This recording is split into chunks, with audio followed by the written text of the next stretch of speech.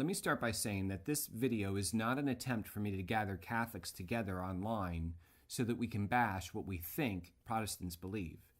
And it's also not an attempt for me to be provocative or controversial. It's actually an honest question about what it is that Protestants actually believe.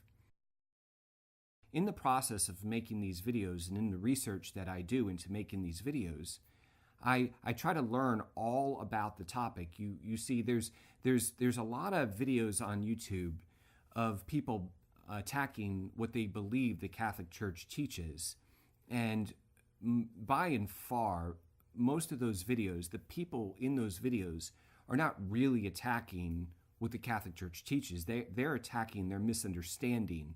They set up a straw man, and then they attack that straw man, a caricature of what we actually believe. And you wonder, do they really think we believe this? And the fear is that I'm going to do the same thing in my videos. I'm going to misrepresent out of ignorance what Protestants believe, and then I'm going to create a straw man and attack it. And that's not my intent at all. I have every intention of being completely honest about what I believe and what you believe, but the reality is I don't fully understand what you believe. I did not go to a Bible college. I went to Aquinas College. So my understanding of what Protestants believe comes from the context of how it is differentiated from Catholic theology. It doesn't come from the heart of Protestantism. So I just cannot fairly articulate what Protestants believe. So the way this progressed was I recently did I did two videos, why Catholics pray to saints and why Catholics venerate saints. And those videos should come out around the time that this video comes out, before or after. In the process of producing those videos, I did a lot of research into what Protestants believe about sanctification. The simple question that I had was, do Protestants believe in the idea of sanctification, the idea that you have a sinner like St. Augustine who is living, this very sinful life and then goes through a process of accepting Christ and converting to Christ, and then through the struggles of his life, through growing in virtue, through prayer, becoming sanctified to the point that ultimately he is in heaven, living united with Christ forever. Do Protestants believe that? And my idea was that I could just simply go to a resource, pick up a book off a shelf and read and learn to be able to articulate, okay, what is the proper understanding? What is the proper vocabulary? What is the proper theology from a Protestant perspective to explain what I just said? But I was completely dumbfounded. I still can't get my head wrapped around the idea that this kind of thing doesn't exist.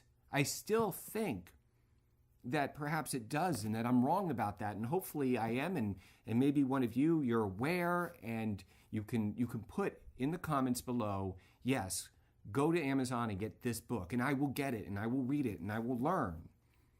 But for those people on YouTube that are attacking the Catholic Church, they don't have an excuse.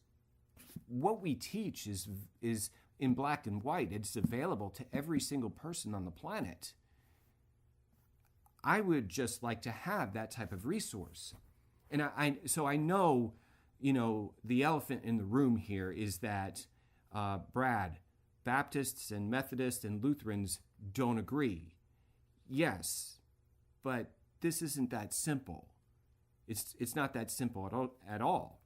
So I started asking around. I started asking my friends for, suggestions. Is there a book like this? Hoping that somebody could recommend something to me. As I went around and asked my friends.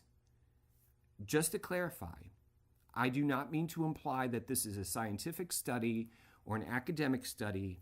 Everybody I asked was just my friends. There was no pastors, no writers, no theologians. It was just people I know. And to be clear, I live in Middle Tennessee. 95% of everybody I know is Baptist, Church of Christ, or a Bible Christian, non-denominational Christian. Now, so I don't mean to imply anything scientific or academic about what I'm describing. This is basically my anecdotal experience. So as I went around and I asked the question, what is it that Protestants believe about sanctification? Is there a resource? What is it that Protestants believe? The answer is what surprised me, because one person described themselves as a 3-point Calvinist, and another person described themselves as a 5-point Calvinist, and then another person didn't mention that at all.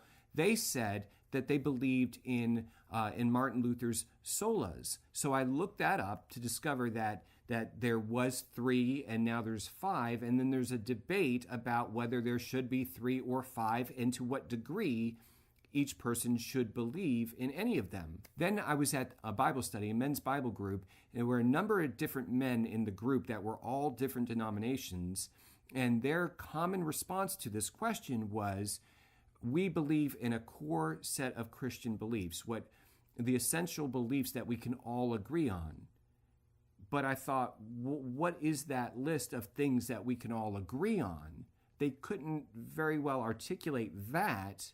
And as the Bible study continued, it seemed as though they didn't agree on anything, because they were arguing about all the topics that were being discussed at that Bible study. Somebody directed me to a list called the Fundamentals.